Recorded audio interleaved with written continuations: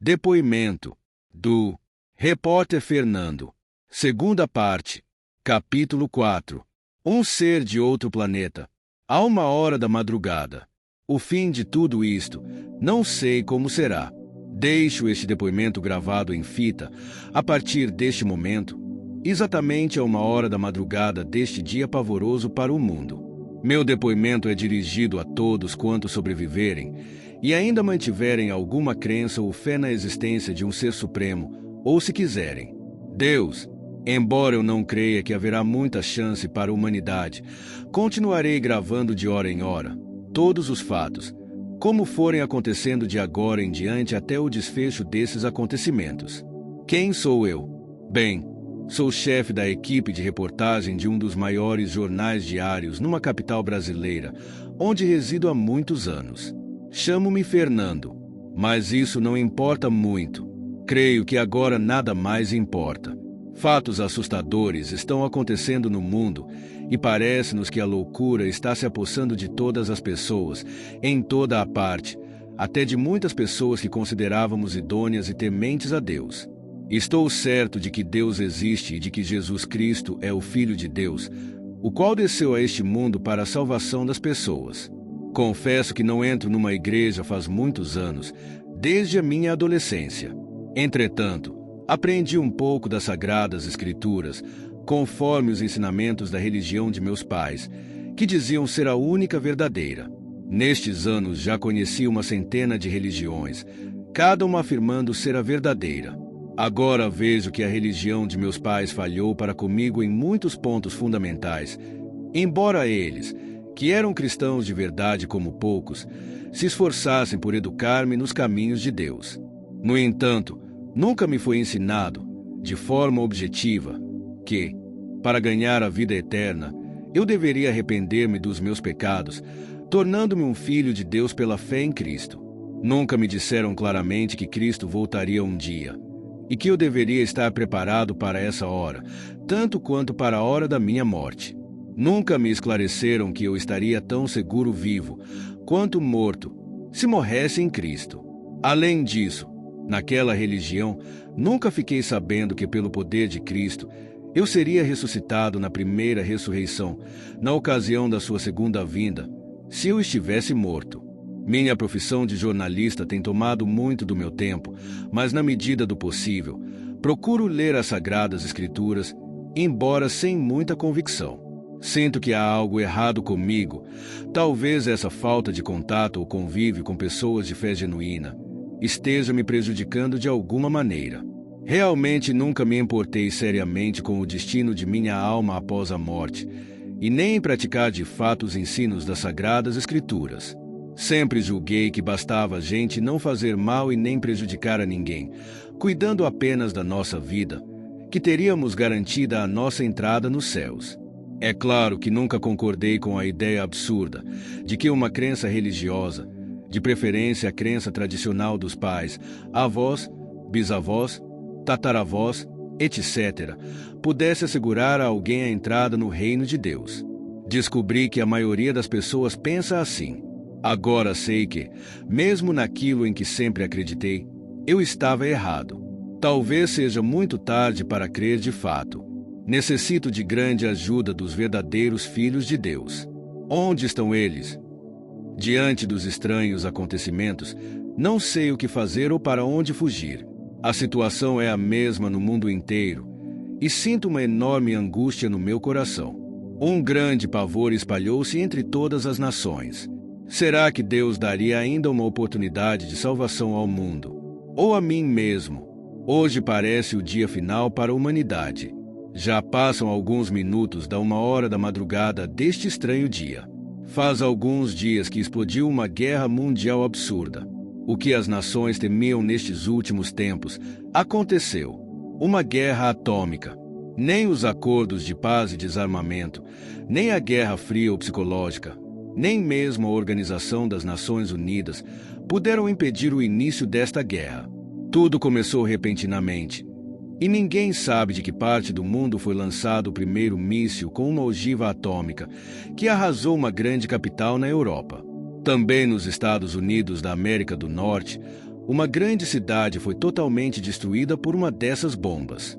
O que aconteceu a seguir é impossível descrever-se, tal inferno que se tornou a Terra, pois tanto os Estados Unidos como o país europeu atingido revidaram a agressão pensando que fora a Rússia a agressora.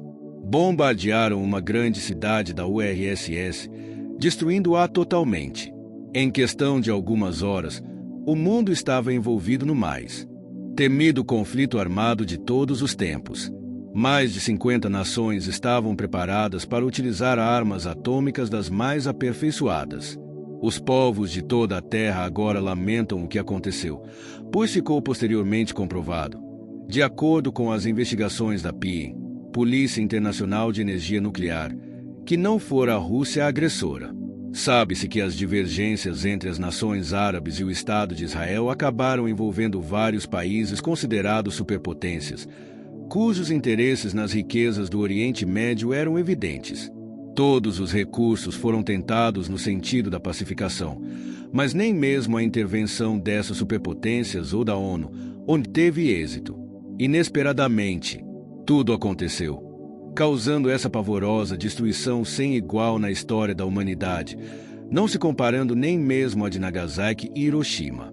Agora já se sabe que o país agressor lançou a sua bomba por meio de um satélite artificial que orbitava a grande altura e não podia ser detectado por nenhum radar.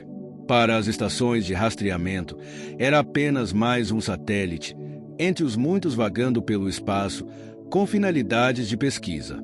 Não houve declaração formal de guerra por parte de nenhuma das superpotências. Até o momento, não se sabe que país lançou essa bomba. Há fortes indícios de que se trata de um grande país oriental. Mas de que adianta isso agora? Penso que tudo está acabado. O mundo se encontra em completa confusão. Neste momento, estamos ouvindo uma das poucas estações de rádio que ainda estão funcionando razoavelmente. A Rádio Transcontinental situada em Genebra. Outras estações de menor potência estão sofrendo poderosas interferências, causadas por estranhos fenômenos cósmicos. A notícia que acabamos de ouvir nos informa que, diante do espetáculo horroroso de milhões e milhões de vidas ceifadas pelas bombas atômicas e das cidades pulverizadas em frações de segundos, as grandes potências da Terra chegaram a um acordo de emergência, de um cessar-fogo com a suspensão do uso de armas nucleares. Dizem que se a guerra deverá ser somente com armas convencionais. Um novo comunicado acaba de chegar à nossa redação.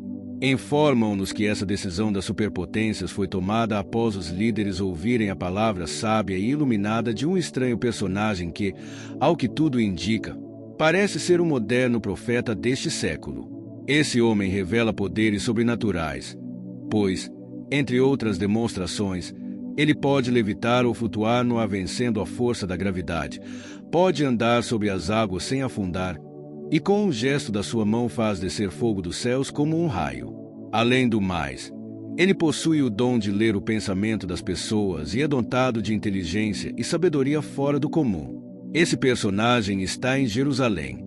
Afirmam os israelitas que esse homem, comprovadamente de origem judaica, é o esperado Messias, o ungido do Altíssimo que veio para salvar o mundo da destruição total. Ninguém sabe exatamente quem ele é, senão que procede das montanhas do Himalaia, no Tibete. Na verdade, o mundo todo está assombrado e a própria guerra cessou. Tão assustador é o poder e a influência desse novo Messias sobre os governos e líderes desorientados das superpotências. Eu e meu colega de trabalho, o fotógrafo Jacques, vamos passar a noite na escuta, buscando informações mais detalhadas. Muitos fatos estranhos têm acontecido nestes dias, além da guerra. Todos os observatórios astronômicos do mundo estão preocupados com alguns fenômenos que vêm ocorrendo no espaço cósmico já há algumas horas. Observam atentamente um desses fenômenos, uma grande massa de nuvens escuras e desconhecidas que está aos poucos envolvendo o Sol e diminuindo assustadoramente a intensidade da luz e calor da Terra. Além disso, frequentes tempestades magnéticas estão causando perturbações nas transmissões radiofônicas e da televisão. Confesso que sinto muito medo, e o mundo inteiro está em pânico. Meu Deus, que virá ainda? Às 2 horas da madrugada, o céu se apresenta limpo e as estrelas brilham, mas a cor desse céu é estranhamente esverdeada.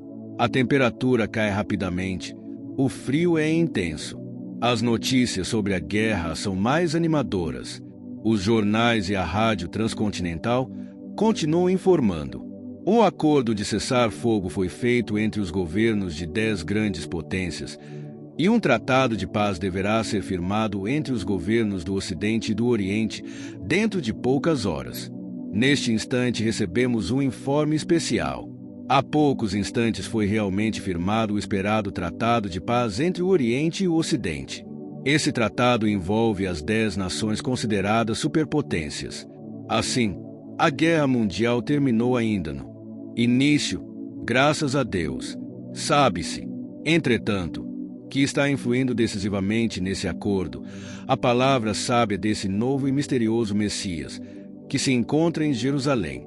Estão surgindo as mais controvertidas opiniões sobre esse homem, mas ele não parece se preocupar com isso. Alguns líderes religiosos afirmam que ele é um impostor, um falso Messias, e provavelmente um ser diabólico. Os israelitas e alguns líderes religiosos mais tradicionalistas afirmam não haver dúvidas de que ele é o ungido de Deus, prometido nas Escrituras Sagradas para salvar o mundo. Há quem pense mesmo que esse personagem é o Cristo retornando à Terra na sua segunda vinda. Quem poderá esclarecer melhor? A confusão é total. Fala-se, também, que é mais provável que seja um ser de outro planeta. Capítulo 5. Seria o fim do mundo, 3 horas da madrugada. Nada de especial ocorreu até agora. Respira-se mais tranquilidade, porque a guerra terminou, mas as cicatrizes na alma dos povos da Terra continuam bem vivas em consequência do trágico holocausto humano. E além do remorso que domina todas as nações, uma terrível sensação de angústia e medo envolve o mundo em decorrência do fenômeno inexplicável no céu. O Sol está emitindo uma luz esverdeada que vai aos poucos escurecendo o planeta. Isso já dura 2 dias. Todos sentem que há uma estranha ameaça pairando no ar, não ameaças de guerra, mas algo desconhecido e sobrenatural. 4 horas da madrugada. Os cientistas e astrônomos já têm uma explicação para a origem da massa de nuvens que encobre completamente o Sol. Segundo eles, trata-se de uma massa de gases de proporções incríveis, libertados do próprio Sol, devido a uma aceleração de reações no seu interior e retidos em torno do mesmo, pela sua própria força de atração gravitacional. As causas dessa aceleração de reações, eles não sabem explicar, e nem quanto tempo durará o fenômeno. Sabe-se que é a primeira vez que ocorre tal fenômeno no Sol. Neste momento, dizem, a massa de gases aumenta consideravelmente. Se prosseguir no mesmo ritmo, em poucas horas encobrirá o Sol totalmente. Em consequência desse fenômeno, a Terra tem sido afetada de maneira assustadora. O frio tornou-se intenso no mundo e até nas regiões tropicais tem nevado ultimamente. Nos polos, os mares estão supercongelados. As tempestades magnéticas são constantes e estão afetando as transmissões radiofônicas no mundo inteiro. Outro fenômeno assustador vem sendo observado no céu. A Lua deixou de brilhar e já faz alguns dias que adquiriu uma cor avermelhada, como se fosse sangue. O céu continua limpo, mas o tom esverdeado é mais forte. Às 5 horas da madrugada. Meu Deus, que estará acontecendo? Teria chegado o dia do Senhor, do qual nos fala a Bíblia pelo profeta Zacarias quando diz: e acontecerá naquele dia, que não haverá preciosa luz nem espessa escuridão, mas será um dia conhecido do Senhor, nem dia, nem noite será, e acontecerá que no tempo da tarde haverá a luz. A coloração esverdeada vai se tornando mais escura. A impressão é de que não haverá o alvorecer. Ouvimos o noticiário com muita interferência estática. A informação é de que ocorre o mesmo fenômeno em toda a Terra, às 6 horas da manhã. Permaneço na redação do jornal, pois não tenho vontade de ir para casa. E depois, de que adiantaria? Se chegou o dia final para este mundo, como parece, não há mesmo para onde fugir. Lembro-me do que dizem as Sagradas Escrituras: ainda que cavem até ao inferno, a minha mão os tirará dali, e, se subirem ao céu, dali os farei descer. E, se esconderem no cume do Carmelo, buscá-los-ei, e dali os tirarei, e, se ocultarem aos meus olhos no fundo do mar, ali darei ordem à serpente, e ela os morderá. O céu permanece esverdeado, escurecendo cada vez mais. Às 7 horas da manhã, as radioemissoras continuam transmitindo precariamente, mas quase não se pode entender as notícias. As estações de televisão saíram do ar, pois não há mais condições de funcionamento, devido às contínuas interferências vindas do espaço cósmico. Todos os tipos de aparelhos de comunicação estão sendo afetados por essas interferências, mesmo satélites artificiais. As últimas notícias que conseguimos captar pela rádio transcontinental, a única que ainda resiste, é de que parece haver chegado o dia final para este mundo. A insanidade tomou conta da raça humana. Ninguém mais cuida de coisa alguma. O comércio e a indústria fecharam as portas, também as casas bancárias, as escolas, enfim, cessou toda a atividade no mundo. Ainda funcionam as repartições dos governos, autoridades policiais e as igrejas e templos de todos os tipos de religiões. É o terror do desconhecido. Não há sinal da claridade do amanhecer normal. Às 8 horas da manhã, recebemos mais informações. O espírito de religiosidade tomou conta do mundo inteiro de repente. Os templos e casas de culto estão superlotados, não comportando as multidões desesperadas. Aqui na minha cidade tenho visto pessoas que conheço muito bem, que nunca sequer rezaram na vida e que nunca pensaram em Deus, e agora permanecem nos templos rezando. Pregadores se levantam em toda a parte, de Bíblia em punho, improvisando templos em clubes, teatros, cinemas e em estádios esportivos, chamando os presentes ao arrependimento de seus pecados, com suas pregações vibrantes. As multidões são imensas. Não acredito que alguém se arrependa de seus pecados, pois já há algum tempo que a humanidade se encontra inteiramente desviada de Deus e corrompida. Em quase todos os países do mundo, oficializaram uma espécie de religião do Estado, afirmando que é o cristianismo verdadeiro. E quem não anda conforme as regras dessa religião é perseguido e impedido de cultuar a Deus na sua igreja. Muitas igrejas foram fechadas e as propriedades confiscadas pelos governos. Muitos têm sido presos e também executados, ou melhor, assassinados, por não quererem negar a sua fé em Cristo. Em toda a parte, entretanto, têm sido tão grandes as pressões que milhões e milhões de cristãos preferiram apostatar da sua fé em Cristo a serem presos ou mortos. Mas sabe-se que existe no mundo inteiro um movimento cristão secreto, denominado a Igreja Subterrânea, e cujos líderes são desconhecidos. De alguma forma, esse movimento tem sido protegido por Deus. Eles não dispõem de templos, mas reúnem-se em suas casas ou onde quer que seja possível. Publicam e passam folhetos e literatura exclusivamente bíblica por meios secretos, e até hoje nenhum poder deste mundo conseguiu desfazer esse movimento.